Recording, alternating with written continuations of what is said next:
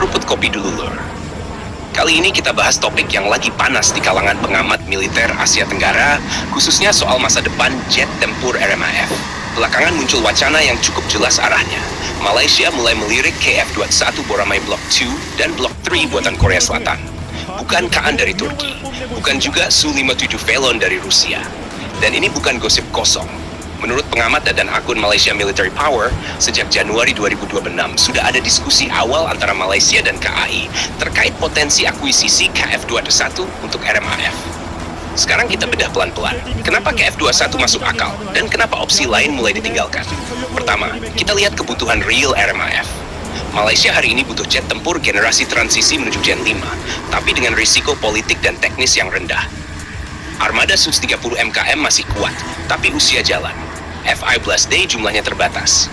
LCA sudah diisi FA-50, tapi itu kelas ringan. Artinya, RMAF butuh fighter menengah berat, multi-role, modern, tapi tidak bikin negara terkunci secara politik.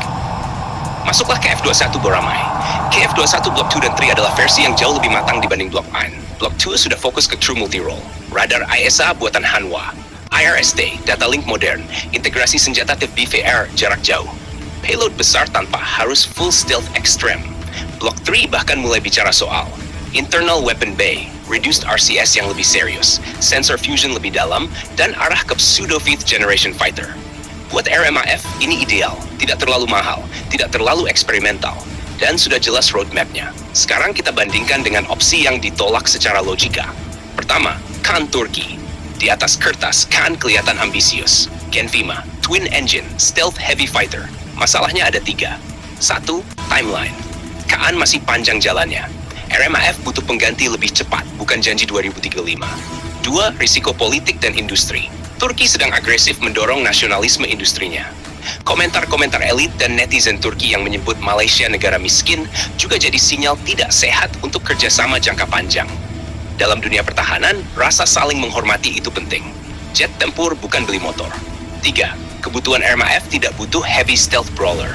Malaysia tidak punya doktrin ofensif jauh seperti negara besar. Yang dibutuhkan adalah kontrol udara, maritime strike, dan deterrence regional. Kaan terlalu besar untuk kebutuhan itu. Kedua, Su-57 Velon. Ini bahkan lebih jelas. 1. Politik. Malaysia sangat berhati-hati dengan sanksi barat. Masuk Su-57 berarti masuk radar kaca secara penuh. 2. Interoperabilitas. RMAF sudah campuran barat timur. Menambah Su-57 justru bikin logistik dan data link makin ribet. 3. Realita operasional. Su-57 masih sangat terbatas produksinya, belum proven secara luas di operasi multi-role modern. Jadi wajar kalau opsi ini langsung dicoret. Balik ke KF-21. Korea Selatan punya rekam jejak yang sangat ramah pengguna. FA-50 sudah dipakai banyak negara. Support jelas, transfer teknologi realistis. Dan yang paling penting, Korea tidak datang dengan nada merendahkan. KF-21 juga fleksibel soal senjata. Bisa pakai rudal barat, bisa disesuaikan dengan kebutuhan lokal. Dan KAI dikenal mau membuka ruang kerjasama industri, bukan cuma jual unit. Buat Malaysia, ini penting. Bukan cuma beli pesawat, tapi bangun posisi industri dan teknologi. Kalau kita tarik benang merahnya jelas, RMAF butuh fighter modern tapi stabil. Tidak mau terjebak politik ekstrem, tidak mau jadi kelinci percobaan, dan tidak mau dihina sebagai pembeli. Maka KF-21 Block 2 and 3 muncul sebagai kandidat paling rasional saat ini. Apakah ini sudah kontrak? Belum. Tapi diskusi sejak Januari 2026 itu sinyal keras. Lebih kuat dari pameran, lebih serius dari MOU kosong.